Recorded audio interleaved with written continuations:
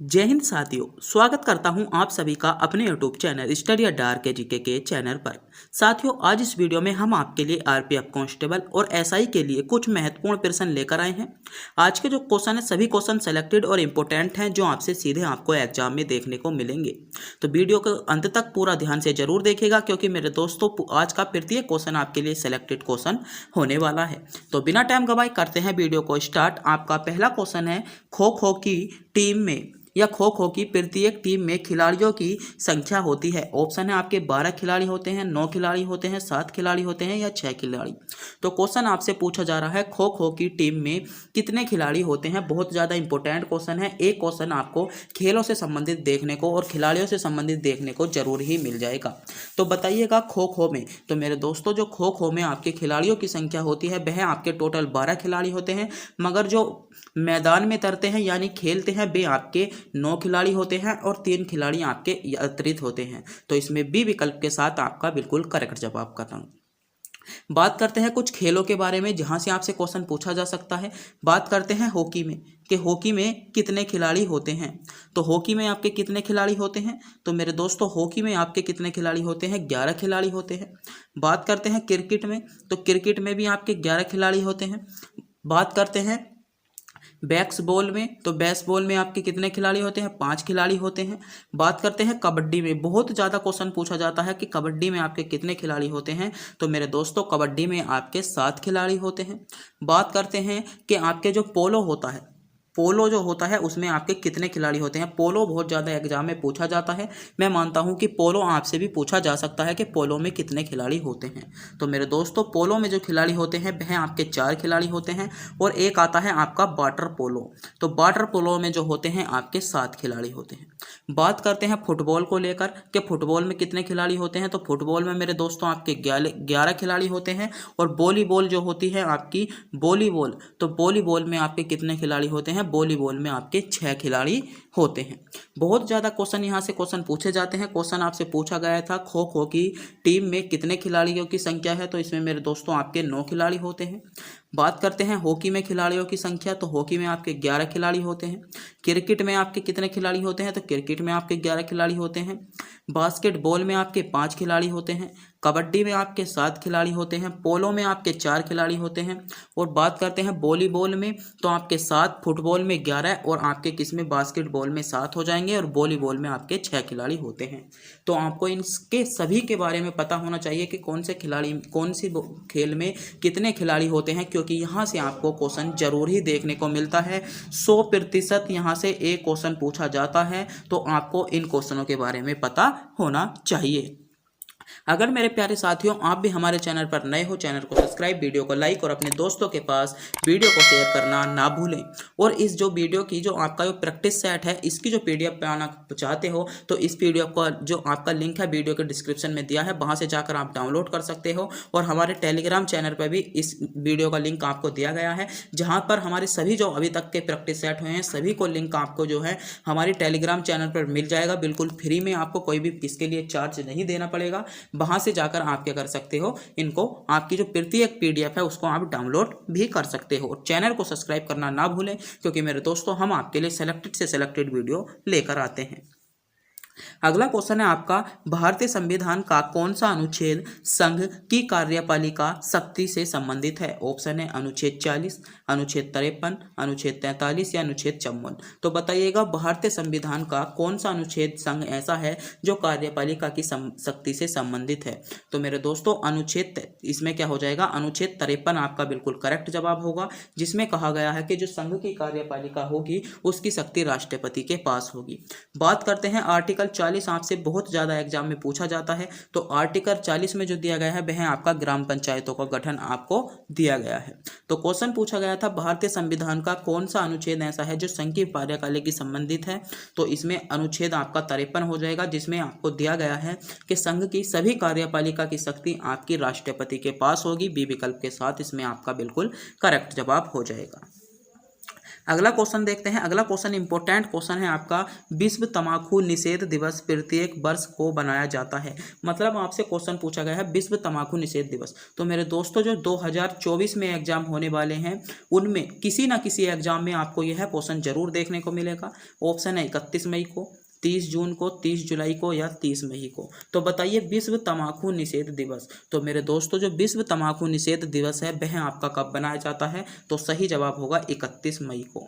31 मई को आपका विश्व तंबाकू निषेध दिवस बनाया जाता है। बात करते हैं कि 30 जून को कौन सा दिवस बनाया जाता है। तो मेरे दोस्तों 30 जून को जो आपका दिवस बनाया जाता है वह बनाया जाता है अंतर्राष्ट्रीय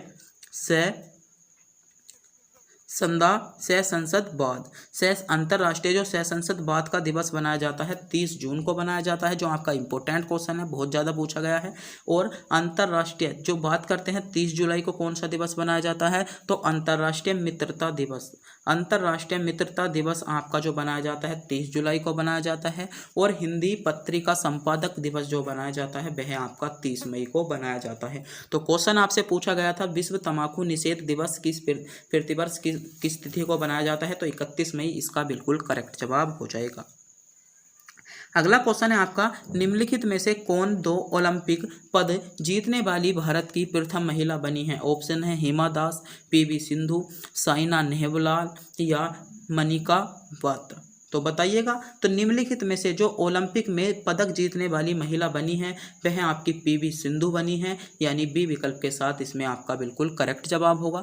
बात करते हैं पीवी सिंधु। तो पीवी सिंधु जो संबंधित है वह आपकी बैडमिंटन से संबंधित है। किससे? बैडमिंटन से संबंधित है। और इनका जो जन्म हुआ था आंध्र प्रदेश में हुआ था और वर्तमान में जाकर ये जो रहने लगी हैं तेलंगाना में आपकी जाकर रहने लगी हैं। अगला क्वेश्चन है आपका, निम्नलिखित में से किसके शासन या किसने सबसे शक्तिशाली चोल शासक माना जाता है? तो बताइएगा निम्नलिखित में से जो सबसे ज़्यादा शक्तिशाली चोल शासक माना जाता है किसको माना जाता है? विकल्प आपके सामने शो हो रहे हैं, सोचिएगा समझिएगा, क्वेश्चन का जवाब कमेंट बॉक्स में हमको बताइएगा कि निम्नलिखित में से किसको सबसे शक्तिशाली चोल शासक माना जाता है? तो जो सबसे शक्तिशाली चोल शासक जो माना जाता है वह आपका राज प्रथम को माना जाता है, यानी बी विकल्प के साथ इसमें आपका बिल्कुल करेक्ट जवाब हो जाएगा। अगले क्वेश्चन पर पढ़ते हैं। अगला क्वेश्चन है आपका, निम्नलिखित में से कौन सा नृत्य मंदिरों को समर्पित है और पहले सादिर के नाम से जाना जाता था? तो आपसे क्वेश्चन पूछा गया है सादिर के नाम से पहले कौन सा नृत्य जाना जाता था? बताइएगा। विकल्प आपके सामने है। ऑप्शन है भरतनाट्यम जाना जाता था, कथकली जाना जाता था, कथक जाना जाता था, यह आपका मणिपुरी जाना जाता था। तो बताइएगा। आपसे क्वेश्चन पूछा गया है निम्नलिखित में से कौन सा नृत्य आपका मंदिर को समर्पित है और आपका किसके नाम से जाना जाता था? किसके नाम से जाना जाता था? सादिर के नाम से जाना जाता था। तो मेरे दोस्तों इसमें सही जवाब होगा आपका, इसमें जो सही जवाब होगा वह होगा आपका भरतनाट्यम। भरतनाट्यम को पहले हम सादिर के नाम से जानते थे और वर्तमान में आपके किसके नाम से जानते हैं? वर्तमान में भरतनाट्यम के नाम से जानते हैं। बात करते हैं कि भरतनाट्यम जो नृत्य है वह कहाँ का है? तो तमिलनाडु का है। कथकली जो नृत्य है आपका केरल का है। कथक नृत्य जो है वह आपका उत्तर प्रदेश का है और मणिपुरी नृत्य आपका मणिपुर का है। क्वेश्चन बहुत ज़्यादा क्वेश्चन पूछे जाते हैं तो एक बार फिर से रिपीट कीजिएगा। भरतनाट्यम आपका कहाँ का नृत्य है? आपका सही जवाब होगा तमिलनाडु। कथकली आपका कहाँ का नृत्य है? आपका सही जवाब होगा केरल का। बात करते हैं कथक कहाँ का नृत्य है? आपका उत्तर प्रदेश का। और मणिपुरी कहाँ का है? तो आपका कहाँ का हो जाएगा? मणिपुर का। तो क्वेश्चन पूछा गया था सादिर के नाम से किसे जाना जाता है? तो भरतनाट्यम को जाना जाता है। ए विकल्प इसमें आपका बिल्कुल करेक्ट जवाब हो जाएगा। अगले क्वेश्चन पर बढ़ते हैं। अगला क्वेश्चन है आपका, सर्व शिक्षा अभियान किस वर्ष शुरू किया गया? ऑप्शन है 2002, 2001, 2003 या 2000 में। तो बताइए सर्व शिक्षा। तो मेरे दोस्तों जो सर्व शिक्षा अभियान था वह आपका किस वर्ष शुरू किया गया था? तो सर्व शिक्षा अभियान आपका 2001 में शुरू किया गया, यानी बी विकल्प जिन बच्चों ने चुना है बिल्कुल सही चुना है। बी विकल्प की ओर जा रहे सभी बच्चों का जवाब बिल्कुल करेक्ट जवाब निकल कर आता है। अगला क्वेश्चन देखते हैं। अगला क्वेश्चन आपसे पूछा गया है, निम्नलिखित में से कौन सा समाचार पत्र भारत का पहला हिंदी समाचार पत्र है? ऑप्शन है उद्दंत, मार्तंड, तरुणी भारती, आनंद बाजार पत्रिका या केसरी। तो इसमें जो आपका भारत का पहला जो हिंदी समाचार पत्र है वह है आपका उद्दंत मातरंद, यानी ए विकल्प के साथ इसमें आपका बिल्कुल करेक्ट जवाब होगा जिन बच्चों ने विकल्प ए को चुना है। अगला क्वेश्चन है, भारत में मैग्नीज अयस्क का सबसे बड़ा उत्पादक राज्य है? ऑप्शन है उड़ीसा, झारखंड, बिहार या राजस्थान। बताइए, इंपॉर्टेंट क्वेश्चन, सेलेक्टेड क्वेश्चन है कि भारत में जो मैग्नीज अयस्क का सबसे बड़ा उत्पादक राज्य है वह आपका कौन सा है? तो मेरे दोस्तों, जो भारत में मैग्नीज अयस्क का सबसे बड़ा उत्पादक राज्य है वह है आपका उड़ीसा राज्य। तो उड़ीसा राज्य इसमें ए विकल्प के साथ आपका बिल्कुल करेक्ट जवाब होने वाला है। अगला क्वेश्चन है, निम्नलिखित में से कौन सी नदी यमुना की सहायक नदी नहीं है? तो मेरे दोस्तों, यमुना की सहायक नदी नहीं है, यह आपसे पूछा गया है। बात करते हैं यमुना की सहायक नदी बेतवा, चंबल, हिंडन या गंडक।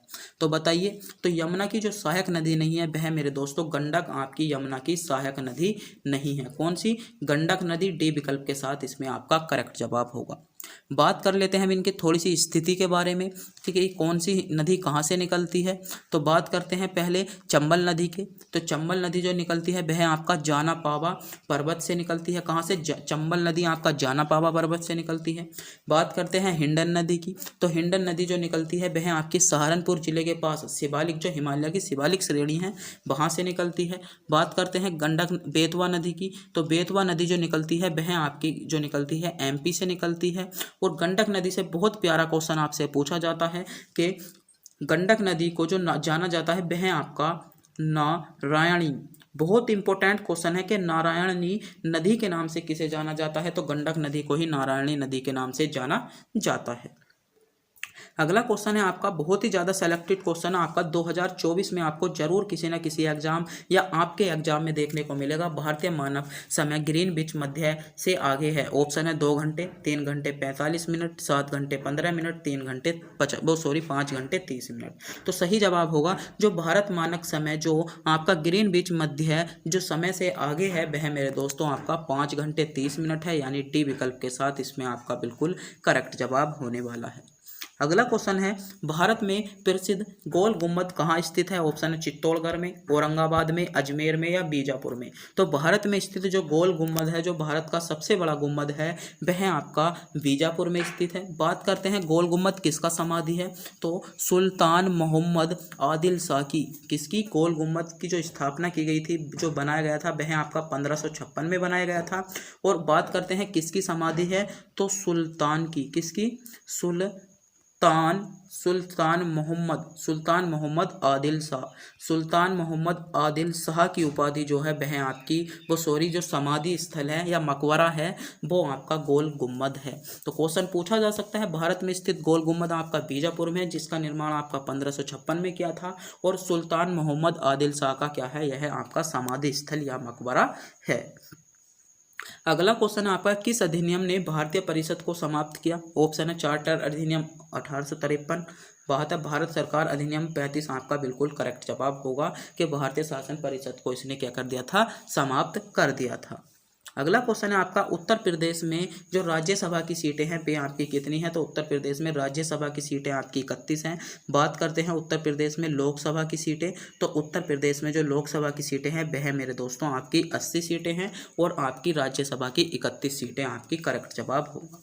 अगला क्वेश्चन है आपका, राष्ट्रीय और सौर संस्थान का मुख्यालय हरियाणा के कौन से जिले में है? तो सही जवाब होगा गुरुग्राम में है, विकल्प बी इसमें आपका बिल्कुल करेक्ट जवाब होगा। तो मेरे प्यारे साथियों, अगर आप अभी तक हमारे चैनल पर नए हो, चैनल को सब्सक्राइब जरूर कर लें, और पीडीएफ का लिंक आपको हमारे टेलीग्राम चैनल पर मिल जाएगा, और इस वीडियो के डिस्क्रिप्शन में भी आपको पीडीएफ का लिंक मिल जाएगा। वहाँ से जाकर आप पीडीएफ डाउनलोड कर सकते हो, और चैनल को सब्सक्राइब जरूर कर लें, और टेलीग्राम चैनल को भी हमारे ज्वाइन जरूर करेंगे। देखते हैं अगला क्वेश्चन आपका क्या है। बढ़ते हैं अगले क्वेश्चन पर। अगला क्वेश्चन आपका है, थार मारुभूमि कहाँ स्थित है? ऑप्शन है गुजरात में, राजस्थान में, पंजाब में या हरियाणा में। तो आपने नाम सुना होगा एक थार मरुस्थल। तो थार मरुस्थल जो है भारत का सबसे बड़ा मरुस्थल है। कौन सा मरुस्थल है? भारत का सबसे बड़ा मरुस्थल है, जो आपके राजस्थान क्षेत्र में देखने को मिलता है। जब मरुस्थल की बात आ गई है तो बात करते हैं विश्व का सबसे बड़ा मरुस्थल कौन सा है। तो मेरे दोस्तों जो विश्व का सबसे बड़ा मरुस्थल है वह है आपका सहारा मरुस्थल। कौन सा मरुस्थल? सहारा मरुस्थल विश्व का सबसे बड़ा मरुस्थल है। बात कर लेते हैं कि एशिया का सबसे बड़ा मरुस्थल कौन सा है। तो एशिया का मेरे दोस्तों जो सबसे बड़ा मरुस्थल है वह है आपका गोबी मरुस्थल। कौन सा मरुस्थल है? गोबी मरुस्थल। तो क्वेश्चन आपसे पूछा गया था थार मारुभूमि कहाँ पर स्थित है। तो थार मारुभूमि जो है वह आपके भारत के आपको राजस्थान राज्य में देखने को मिलती है। जैसलमेर वाला जिला बीकानेर में और जयपुर वाला जिला जो है वह आपका थार मरुस्थल के अंतर्गत ही आता है। तो इसमें बी विकल्प के साथ आपका बिल्कुल करेक्ट जवाब होगा जिन बच्चों ने विकल्प बी को चुना है। अगला क्वेश्चन देखते हैं। अगला क्वेश्चन आपसे पूछा गया है वर्तमान में भारत के किस स्थान को सफेद पानी के नाम से जाना जाता है। इंपॉर्टेंट क्वेश्चन है, 3 स्टार इस क्वेश्चन को दूंगा। क्वेश्चन सीधा आपको एग्जाम में देखने को मिलने वाला है कि भारत में ऐसा कौन सा स्थान है जिसे हम सफेद पानी के नाम से जानते हैं। बताइए सफेद पानी के नाम से भारत में जाने वाला नाम। ऑप्शन है आपका लेह, लद्दाख, कारगिल या सियाचिन ग्लेशियर। तो बताइए भारत में सफेद पानी के नाम से जो जाना जाता है मेरे दोस्तों वह आपका सियाचिन ग्लेशियर को जाना जाता है। इसमें डी विकल्प के साथ आपका बिल्कुल करेक्ट जवाब होगा जिन बच्चों ने विकल्प डी यानी सियाचिन ग्लेशियर को चुनने की कोशिश की है या सियाचिन ग्लेशियर को जो बच्चे चुन रहे थे।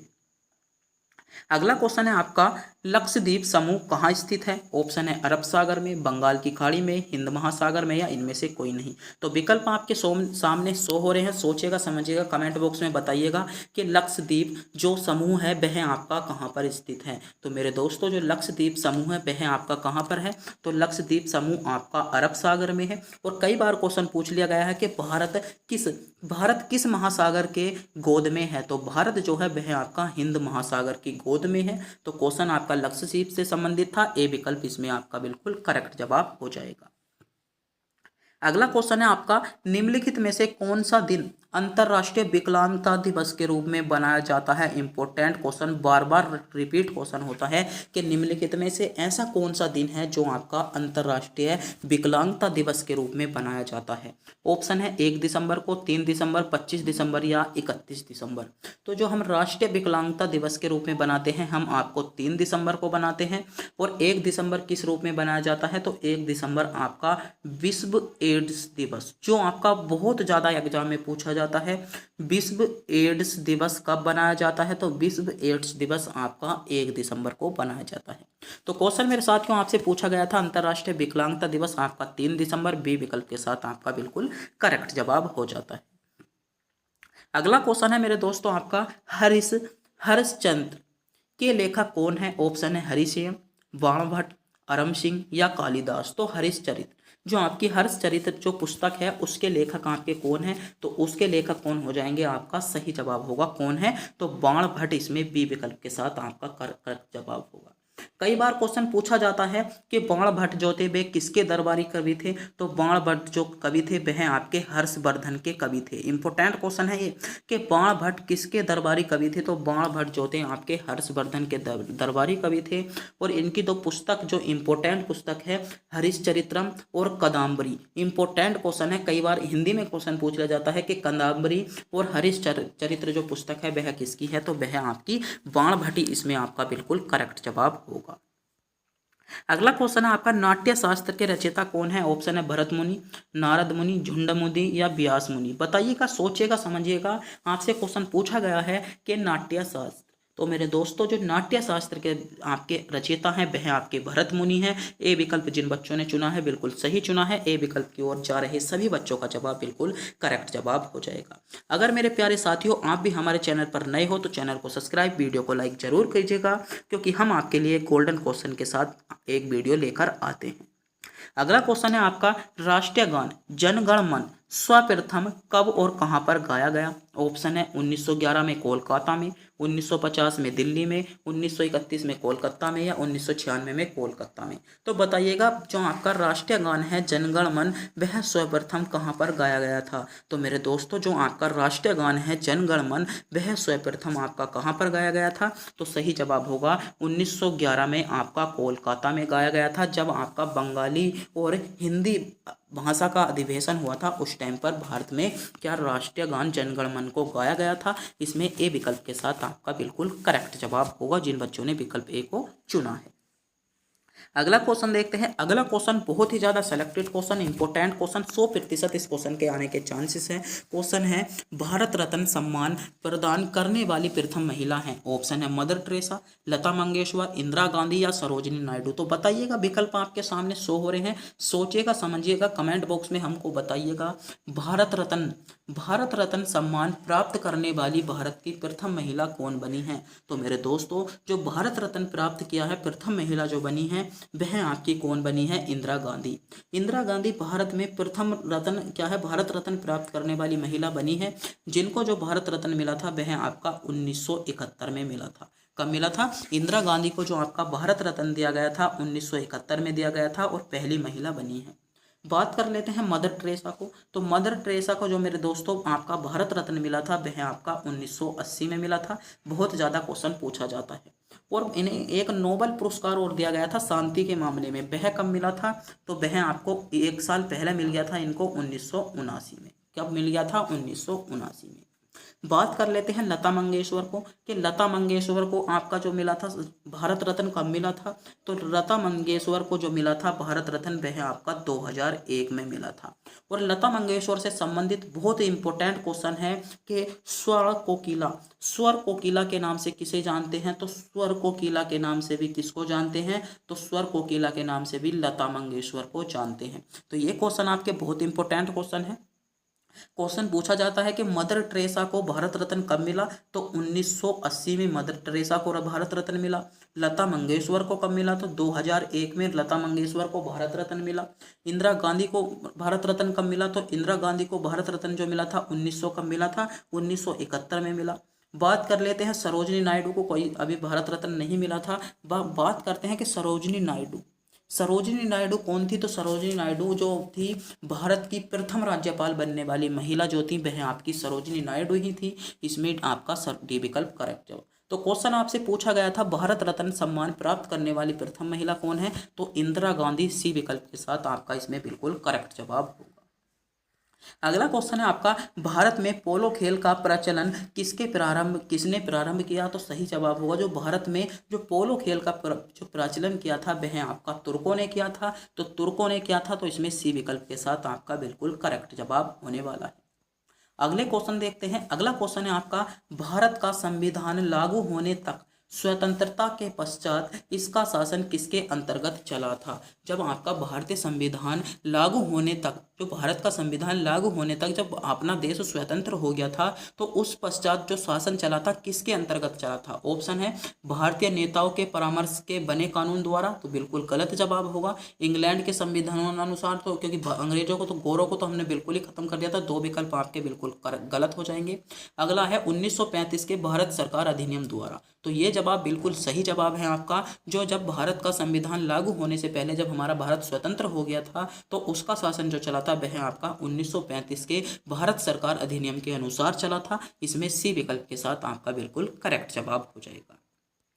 अगला क्वेश्चन है मेरे दोस्तों, भारत में स्वतंत्रता के बाद प्रथम आम चुनाव कब संपन्न कराए गए। तो मेरे दोस्तों आपका इंपॉर्टेंट क्वेश्चन है। क्वेश्चन पूछा गया है कि भारत में स्वतंत्रता के बाद जो प्रथम जो आपके आम चुनाव संपन्न कराए गए थे वह आपके 1952 में प्रथम आम चुनाव संपन्न कराए गए थे। तो सी विकल्प जिन बच्चों ने चुना है बिल्कुल सही चुना है। सी विकल्प के साथ आपका बिल्कुल करेक्ट जवाब होने वाला है। अगला क्वेश्चन है आपका, किस प्रधानमंत्री के कार्यकाल के दौरान दो उप प्रधानमंत्रियों को एक साल नियुक्त किया। ऑप्शन है पंडित जवाहरलाल नेहरू, मोरारजी देसाई, इंदिरा गांधी या पीवी नेहरू। बहुत ही ज्यादा सिलेक्टेड क्वेश्चन, 100% इस क्वेश्चन के चांसेस हैं। अधिकतर टीचरों को भी इस क्वेश्चन का नहीं पता होता है और अधिकतर बच्चों को तो इस क्वेश्चन का नहीं पता होता। यह क्वेश्चन आपके साथ का जो भी आपका साथी है यह क्वेश्चन उसके सामने रख दीजिएगा, बिल्कुल गलत जवाब बताएगा। इस क्वेश्चन का जवाब बता ही नहीं सकता। क्वेश्चन है आपका, किस प्रधानमंत्री के कार्यकाल के दौरान दो उप प्रधानमंत्री को एक साथ नियुक्त किया गया था। तो मेरे दोस्तों वह था आपका मोरारजी देसाई। जब मोरारजी देसाई का कार्यकाल चल रहा था तब दो उप प्रधानमंत्री को दो उप जो प्रधानमंत्री होते हैं उनको एक साथ नियुक्त किया गया था। तो बी विकल्प के साथ इसमें आपका बिल्कुल करेक्ट जवाब होगा। अगला क्वेश्चन है आपका, सर्वोच्च न्यायालय या सुप्रीम कोर्ट के प्रथम मुख्य न्यायाधीश कौन थे? ऑप्शन है हीरालाल जे कानिया, के एन बांचू, एस एस सिकारी या बहिलवी चंद्रचूड़। तो बताइए सर्वोच्च न्यायालय के जो प्रथम जो मुख्य न्यायाधीश थे वे आपके कौन थे? तो सही जवाब होगा आपका हीरालाल जे कानिया। हीरालाल जे कानिया जो थे वह आपके स्वतंत्र जो आपके सर्वोच्च न्यायालय के पहले मुख्य न्यायाधीश थे। बात करते हैं वर्तमान में जो मुख्य न्यायाधीश कौन है, तो वर्तमान में आपके D Y Chandrachud, D Y Chandrachud वर्तमान में आपके क्या है, मुख्य न्यायाधीश हैं। अगला क्वेश्चन देखते हैं। अगला क्वेश्चन है आपका, निम्नलिखित में से किसकी उपस्थिति के कारण दूध में मिठास आ जाती है? इंपॉर्टेंट क्वेश्चन है कि निम्नलिखित में से किसकी उपस्थिति के कारण आपकी दूध में मिठास आ जाती है? ऑप्शन है साइक्रोज के कारण, लैक्टोज के कारण, सुक्रोज के कारण या कैरोटीन के कारण। तो बताइए निम्नलिखित में से ऐसी क्या दूध में क्या उपस्थित होता है जिसके कारण हमको दूध मीठा लगता है और दूध में मिठास आ जाती है? तो दूध में जो मिठास आती है वह आपकी लैक्टोज के कारण आती है। किसके कारण आती है? लैक्टोज के कारण आती है। इसमें जो सही जवाब होगा वह आपका बी विकल्प के साथ आपका बिल्कुल करेक्ट जवाब होगा, जिन बच्चों ने विकल्प बी को चुना है। अगला क्वेश्चन है आपका, विटामिन सी का सबसे उत्तम स्रोत है? ऑप्शन है सेब, बिल्कुल गलत, आंवला, तो इसमें जो सही जवाब होगा वह होगा आंवला। कि विटामिन सी जो प्राप्त किया जाता है सर्वाधिक आपका आंवले में होता है, तो इसमें सी विकल्प के साथ आपका बिल्कुल करेक्ट जवाब होने वाला है। अगला क्वेश्चन है, भारत के राष्ट्रीय गीत के रचयिता कौन है? ऑप्शन है रविंद्रनाथ टैगोर, बंकिम चंद्र चटर्जी, सर मोहम्मद इकबाल या सरोजनी नायडू। तो सोचिएगा, समझिएगा, क्वेश्चन पर विचार कीजिएगा और कमेंट बॉक्स में हमको बताइएगा भारत के राष्ट्रीय जो गीत है उसके रचयिता कौन है। तो मेरे दोस्तों बताइएगा, भारत में जो राष्ट्रीय गीत गाया जाता है, जो भारत का राष्ट्रीय गीत है उसके रचयिता आपके कौन है? तो मेरे दोस्तों जो भारत के राष्ट्रीय गीत के रचयिता हैं वे कौन है आपके? तो सही जवाब होगा बंकिम चंद्र चटर्जी। यानी बी विकल्प की ओर जा रहे सभी बच्चों का जवाब बिल्कुल करेक्ट जवाब होगा। जिन बच्चों ने विकल्प बी को चुना है, बंकिम चंद्र चटर्जी को जिन बच्चों ने चुना है, बिल्कुल सही चुना है। बी विकल्प के साथ इसमें आपका बिल्कुल करेक्ट जवाब होने वाला है। आगे क्वेश्चन को देखते हैं। अगला क्वेश्चन है आपका, निम्नलिखित में से कौन एक बलित पर्वत है? ऑप्शन है नीलगिरी, हिमालय, सतपुड़ा या इनमें से कोई नहीं। तो आपसे क्वेश्चन पूछा गया है निम्नलिखित में से एक बलित पर्वत। तो बलित पर्वत जो है मेरे दोस्तों हिमालय आपका एक बलित पर्वत है, यानी बी विकल्प के साथ इसमें आपका बिल्कुल करेक्ट जवाब हो जाएगा। अगले क्वेश्चन पर बढ़ते हैं। अगला क्वेश्चन है आपका, विख्यात सोमनाथ मंदिर को किसने नष्ट किया? ऑप्शन है मोहम्मद बिन कासिम ने, सुल्तान मोहम्मद गजनबी ने, कुतुबुद्दीन ऐबक ने या मोहम्मद गोरी ने। तो बताइए विख्यात जो आपका सोमनाथ मंदिर था उस पर आक्रमण किसने किया था या उसको नष्ट किसने कर दिया था? तो मेरे दोस्तों जो आपका विख्यात सोमनाथ मंदिर था उसे मोहम्मद गोरी या सुल्तान मोहम्मद ने क्या कर दिया गया था? नष्ट कर दिया था। इस पर आपका 1025 पे क्या किया था? मोहम्मद गजनबी ने आक्रमण कर दिया था। तो बी विकल्प के साथ इसमें आपका करेक्ट जवाब होगा। कई बार डेट भी पूछ ली जाती है, तो 1025 में इस पर क्या किया गया था? आक्रमण किया गया था।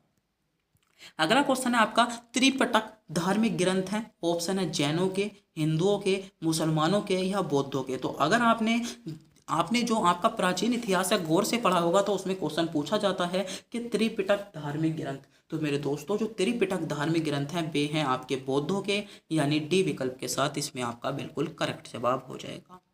अगला क्वेश्चन है आपका, अंतरराष्ट्रीय मानकीकरण संगठन ISO का मुख्यालय है? ऑप्शन है ढाका में, जिनेवा में, न्यूयॉर्क में या लंदन में। तो बताइए अंतरराष्ट्रीय जो आपका मानकीकरण संगठन ISO है उसका मुख्यालय कहाँ पर है? तो उसका मुख्यालय आपका कहाँ पर हो जाएगा? जिनेवा में है। बात कर लेते हैं इसके मुख्यालय की स्थापना कब की गई थी। इंपॉर्टेंट क्वेश्चन है क्योंकि यह क्वेश्चन भी आपसे पूछा गया है कि इसके मुख्यालय की स्थापना आपकी कब की गई थी।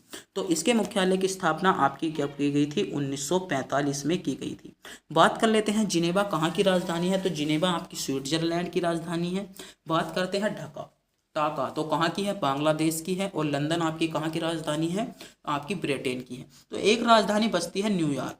तो अगर आप भी इस क्वेश्चन का जवाब जानते हैं तो हमको कमेंट बॉक्स में बताइएगा न्यूयॉर्क कहाँ की राजधानी है। यह क्वेश्चन हम आपको टेस्ट के रूप में देते हैं। अगला क्वेश्चन है आपका, विधवा पुनर्विवाह कानून कब बना? ऑप्शन है 1853 में, 1856 में, 1863 में या 1865 में। तो बताइएगा विधवा पुनर्विवाह कानून कब बना। इंपॉर्टेंट क्वेश्चन है। तो मेरे दोस्तों जो विधवा पुनर्विवाह कानून बना था वह आपका कब बना था? तो सही जवाब होगा विधवा पुनर्विवाह कानून आपका 1856 में बना था। किस में बना था? 1856 में बना था, यानी बी विकल्प के साथ इसमें आपका बिल्कुल करेक्ट जवाब होगा। और जो इसके स्थापक थे, जो इसके संस्थापक थे, वे आपके ईश्वर चंद्र विद्यासागर ने पहला विधवा पुनर्विवाह करवाया था आपका कहाँ पर? कोलकाता में 1856 में। तो क्वेश्चन पूछा गया था विधवा पुनर्विवाह कानून कहाँ पर बना? तो विधवा पुनर्विवाह कानून मेरे दोस्तों आपका 1856 में बना था। अगला क्वेश्चन है, लेंस की क्षमता का एसआई मात्रक है। तो मेरे दोस्त को जो लेंस की क्षमता है उसका एसआई मात्रक आपका डायोप्टर होता है, यानी इसमें सी विकल्प इसमें आपका बिल्कुल करेक्ट जवाब होगा, जिन बच्चों ने विकल्प सी यानी डायोप्टर को चुना है। आगे क्वेश्चन देखते हैं। अगला क्वेश्चन है, भारत का सबसे लंबा बांध कौन सा है? ऑप्शन है भाखड़ा नांगल बांध, इंदिरा गांधी सागर बांध, हीराकुंडा बांध या नागुरचन बांध। तो बताइएगा भारत का सबसे लंबा बांध पूछा गया है। इस क्वेश्चन का जवाब आपको कमेंट बॉक्स में बताइए, जल्दी से जल्दी बताइए। तक मैं इन क्वेश्चन के बारे में कुछ लिखता हूँ, आप सोचिएगा, समझिएगा और बताइएगा कि भारत का जो आपका सबसे लंबा बांध है वह आपका कौन सा है। तो इन जो आपके विकल्प दिए गए हैं, इतना मैं इनके बारे में कुछ लिखता हूँ, जल्दी से जल्दी सोचिएगा और बताइएगा। भारत का जो सबसे बड़ा बांध है वह आपका कौन सा है? चार विकल्प आपके सामने हैं। भाखड़ा नांगल बांध है, इंदिरा गांधी सागर बांध है, और आपका कौन सा हीराकुंडा बांध है, और आपका कौन सा नाम है? नागार्जुन बांध है। तो बताइएगा कहाँ पर है आपके, कौन सा है? सोचिएगा, समझिएगा। तो सही जवाब क्या होगा आपका? इसमें करेक्ट जवाब होगा जो भारत का सबसे लंबा बांध है वह आपका हीराकुंडा बांध है, यानी सी विकल्प के साथ इसमें आपका बिल्कुल करेक्ट जवाब होगा। जो आपका कहाँ पर है? तो यह आपका जो है आपका बिल्कुल करेक्ट जवाब होगा उड़ीसा में महानदी पर है। बात करते हैं भाखड़ा नांगल बांध की। तो भाखड़ा नांगल बांध कहाँ पर है? भाखड़ा नांगल बांध आपका सतलुज में है, सतलुज नदी पर है और पंजाब राज्य में स्थित है। बात करते हैं इंदिरा सागर बांध की। तो यह आपका मध्य प्रदेश में है और नर्मदा नदी पर है। हीराकुंडा बांध की बात करें तो हीराकुंडा बांध आपका उड़ीसा राज्य में है और महानदी पर है। और नागार्जुन बांध आपका कहाँ पर है? तेलंगाना में है। और कौन सी नदी पर है? तो यह हो जाएगा आपका कृष्णा नदी पर। तो क्वेश्चन आपसे पूछा गया था भारत का सबसे लंबा बांध कौन सा है? तो हीराकुंडा बांध आपका सही जवाब होगा, जो आपका महानदी पर और उड़ीसा राज्य में बना हुआ है। बात करते हैं भाखड़ा नांगल बांध की। तो यह आपका पंजाब में सतलुज नदी पर है। इंदिरा गांधी सागर बांध आपका नर्मदा नदी पर बना है और कहाँ पर है? मध्य प्रदेश में है। नागार्जुन बांध यह आपका तेलंगाना पे है और कृष्णा नदी पर बना है। अगला क्वेश्चन है आपका, विश्व का प्रथम विश्वविद्यालय कौन सा है? ऑप्शन है पेरिस विश्वविद्यालय, इलाहाबाद विश्वविद्यालय, तक्षशिला विश्वविद्यालय या असम विश्वविद्यालय। बताइए विश्व का प्रथम विश्वविद्यालय कौन सा है? तो मेरे दोस्तों जो विश्व का प्रथम विश्वविद्यालय है वह आपका हो जाएगा तक्षशिला विश्वविद्यालय। आपका क्या है? विश्व का प्रथम विश्वविद्यालय जो इस टाइम वर्तमान में आपका पाकिस्तान में स्थित है।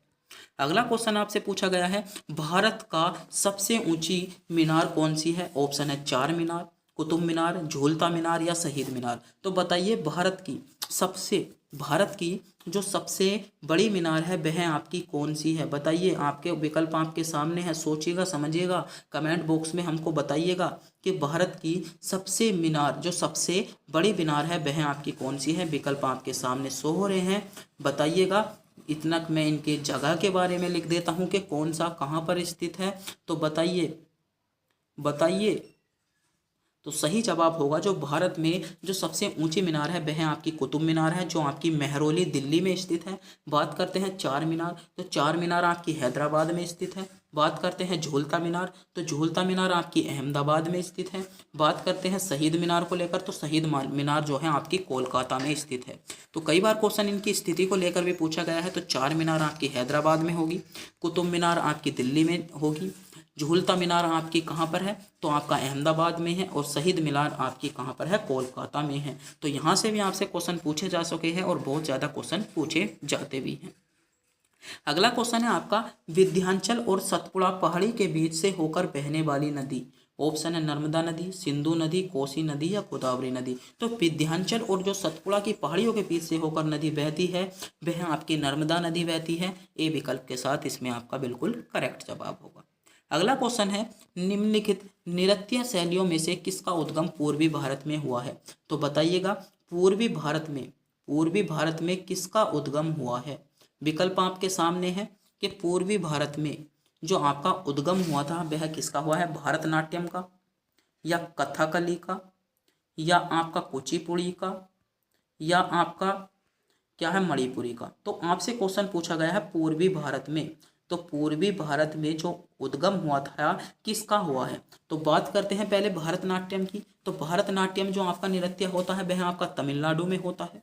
बात करते हैं कथकली नृत्य की, तो कथकली नृत्य आपका केरल में होता है। बात करते हैं कुचिपुड़ी नृत्य की, तो कुचिपुड़ी आपका आंध्र प्रदेश में होता है। बात करते हैं मणिपुरी नृत्य की, तो मणिपुरी नृत्य आपका मणिपुर में होता है। तो क्वेश्चन आपसे पूछा गया था निम्नलिखित साहित्य शैलियों में किसका उद्गम पूरब में हुआ था। तो पूरब का राज्य कौन सा है, आपका मणिपुर है। तो मणिपुर इसमें आपका डी विकल्प के साथ बिल्कुल आपका करेक्ट जवाब हो जाएगा। अगला क्वेश्चन है आपका शरीर की सबसे बड़ी ग्रंथि बताइएगा। विकल्प आपके सामने है, पढ़िएगा, सोचिएगा, समझिएगा, बताइएगा। इंपॉर्टेंट क्वेश्चन है शरीर की सबसे बड़ी ग्रंथि। तो मेरे दोस्तों जो शरीर की सबसे बड़ी ग्रंथि है वह है आपकी यकृत। यकृत शरीर की सबसे बड़ी ग्रंथि है। सी विकल्प के साथ इसमें आपका बिल्कुल करेक्ट जवाब हो जाएगा। अगला क्वेश्चन है आपका भगवान बुद्ध ने पहला उपदेश कहाँ पर दिया था। ऑप्शन है बोध गया में, कुशीनगर में, श्रावस्ती में या सारनाथ में। तो मेरे दोस्तों जो भगवान बुद्ध ने पहला उपदेश दिया था वह आपका श्रावस्ती में दिया था, और पहला उपदेश आपका सारनाथ में दिया था। डी विकल्प के साथ इसमें आपका बिल्कुल करेक्ट जवाब होगा। और जो गौतम बुद्ध ने सर्वाधिक उपदेश दिए थे वह आपकी श्रावस्ती में दिए थे। तो क्वेश्चन आपसे पूछा गया है गौतम बुद्ध ने अपना पहला उपदेश कहाँ पर दिया, तो पहला उपदेश आपका सारनाथ में दिया था। डी विकल्प इसमें आपका बिल्कुल करेक्ट जवाब हो जाएगा। अगला क्वेश्चन है आपका भारत का पहला गृह मंत्री कौन है। ऑप्शन है वल्लभ भाई पटेल, डॉक्टर राजेंद्र प्रसाद, पंडित जवाहरलाल नेहरू या जॉन मथाइन। तो भारत का पहला गृह मंत्री, तो मेरे दोस्तों जो भारत के पहले गृह मंत्री हैं वह हैं आपके सरदार वल्लभ भाई पटेल, भारत के पहले गृह मंत्री हैं। तो इसमें ए विकल्प के साथ आपका बिल्कुल करेक्ट जवाब होगा। अगला क्वेश्चन है आपका भारतीय रिजर्व बैंक का मुख्यालय कहाँ पर है, यानी आरबीआई का मुख्यालय। एक बैंक होती है आपकी आरबीआई और एक बैंक होती है आपकी एसबीआई। बात करते हैं स्थापना को लेकर, तो आरबीआई की स्थापना हुई थी आपकी 1935 में और इसकी स्थापना हुई थी आपकी 1955 में। बात करते हैं इनके मुख्यालय को लेकर, तो दोनों के मुख्यालय जो हैं वे आपके मुंबई में हैं। तो क्वेश्चन आपसे पूछा गया था भारतीय रिजर्व बैंक का मुख्यालय यानी आरबीआई का मुख्यालय कहाँ पर है। तो इसमें सी विकल्प के साथ दिल्ली आपका बिल्कुल मुंबई आपका बिल्कुल करेक्ट जवाब हो जाएगा। अगला क्वेश्चन है वायुमंडल में सर्वाधिक स्थायी तत्व है। ऑप्शन है नाइट्रोजन, जलवाष्प, ऑक्सीजन या इनमें से कोई नहीं। तो बात करते हैं वायुमंडल में सर्वाधिक स्थायी तत्व, तो वह होगा आपका जलवाष्प। बात कर लेते हैं वायुमंडल में सर्वाधिक गैस कौन सी है। तो वायुमंडल में जो सर्वाधिक गैस है वह आपकी नाइट्रोजन गैस है जो आपकी 78.08% है, और ऑक्सीजन की प्रतिशत जो पाई जाती है 20.95 यानी 20.95% जो पाई जाती है आपकी ऑक्सीजन गैस वायुमंडल में पाई जाती है। क्वेश्चन आपसे पूछा गया था वायुमंडल का सर्वाधिक स्थायी तत्व, तो वायुमंडल का जो सर्वाधिक स्थायी तत्व है वह है आपका जलवाष्प वायुमंडल का सर्वाधिक स्थायी तत्व है, यानी बी विकल्प के साथ इसमें आपका बिल्कुल करेक्ट जवाब होने वाला है। अगला क्वेश्चन है आपका अर्जुन पुरस्कार किस क्षेत्र के उत्कृष्ट के लिए प्रदान किए जाते हैं। सिनेमा, साहित्य, खेलकूद। तो खेलकूद इसमें बिल्कुल करेक्ट जवाब होने वाला है। अगला क्वेश्चन है आपका दिल्ली का लाल किला किसने बनवाया। ऑप्शन है हुमायूं ने, अकबर ने, शाहजहां ने या शेरशाह ने। तो मेरे दोस्तों जो दिल्ली का लाल किला बनाया था वह आपका किसने बनवाया था, शाहजहां ने बनवाया था। बात करते हैं आगरा के लाल किले की, तो आगरा का लाल किला किसने बनवाया था, शाहजहां के बाद कौन आया था, आपके औरंगजेब आए थे। अगला क्वेश्चन है दिल्ली में स्थित शांतिवन समाधि। तो दिल्ली में स्थित जो शांतिवन समाधि है मेरे दोस्तों वह आपकी किसकी है। विकल्प आपके सामने शो हो रहे हैं, बताइएगा। दिल्ली में स्थित शांतिवन, जो दिल्ली में स्थित आपकी शांतिवन समाधि है मेरे दोस्तों वह आपकी पंडित जवाहरलाल नेहरू की है, यानी बी विकल्प के साथ इसमें आपका बिल्कुल करेक्ट जवाब होगा। अगला क्वेश्चन है पंचतंत्र के लेखक कौन है। तो पंचतंत्र के लेखक आपके विष्णु शर्मा है। डी विकल्प के साथ आपका सही जवाब होगा। आगे क्वेश्चन देखते हैं उत्तर प्रदेश की रानी लक्ष्मीबाई बांध परियोजना कौन सी नदी पर है। इंपॉर्टेंट क्वेश्चन है उत्तर प्रदेश पुलिस के लिए कि उत्तर प्रदेश में रानी लक्ष्मीबाई परियोजना जो है वह आपकी कौन सी नदी पर है, बेतवा नदी पर है। सी विकल्प के साथ आपका सही जवाब होगा। अगला क्वेश्चन है, निम्नलिखित में से कौन सा देश मित्र राष्ट्रों में शामिल नहीं था। तो मेरे दोस्तों जो मित्र राष्ट्रों में शामिल नहीं था आपका कौन सा नहीं था, इंग्लैंड, जापान और अमेरिका। ये सभी जो थे आपके मित्र राष्ट्रों में शामिल थे, तो सही जवाब होगा ये सभी। क्वेश्चन पूछा गया था निम्नलिखित में से कौन सा देश मित्र राष्ट्रों में शामिल था, तो ये तीनों ही देश मित्र राष्ट्रों में शामिल थे, यानी डी विकल्प के साथ आपका बिल्कुल करेक्ट जवाब होने वाला है। अगला क्वेश्चन है, विश्व की प्रथम कागजी मुद्रा जारी करने वाला देश। ऑप्शन है जापान, चीन, रूस या संयुक्त राज्य अमेरिका। तो भारत में विश्व में जो प्रथम कागजी मुद्रा जारी की थी मेरे दोस्तों, वह आपकी की थी चीन ने, यानी पी विकल्प इसमें आपका बिल्कुल करेक्ट जवाब हो जाएगा। अगला क्वेश्चन है, निम्नलिखित में से कौन भारत के प्रथम कानून मंत्री थे। तो भारत के जो प्रथम कानून मंत्री थे वे थे आपके डॉक्टर भीमराव अंबेडकर भारत के प्रथम कानून मंत्री थे। बी विकल्प के साथ आपका सही जवाब होगा। अगला क्वेश्चन है आपका, और आज की वीडियो का अंतिम क्वेश्चन आपकी स्क्रीन पर आ चुका है। क्वेश्चन है, सबसे हल्की धातु कौन सी है। ऑप्शन है लिथियम, इरिडियम, एल्यूमिनियम या ओसियम। तो बताइएगा, निम्न आपके ऑप्शन सामने है, भारत की सबसे हल्की धातु। तो मेरे प्यारे साथियों, इस क्वेश्चन का जवाब जानने से पहले अगर आप भी हमारे चैनल पर नए हो, चैनल को सब्सक्राइब, वीडियो को लाइक और अपने दोस्तों के पास वीडियो को शेयर जरूर कर दीजिएगा। तो बताइएगा, सबसे हल्की धातु आपसे पूछी जा रही है। तो मेरे दोस्तों जो सबसे हल्की धातु थी वे थी आपकी लिथियम। ए विकल्प के साथ इसमें आपका बिल्कुल करेक्ट जवाब होगा।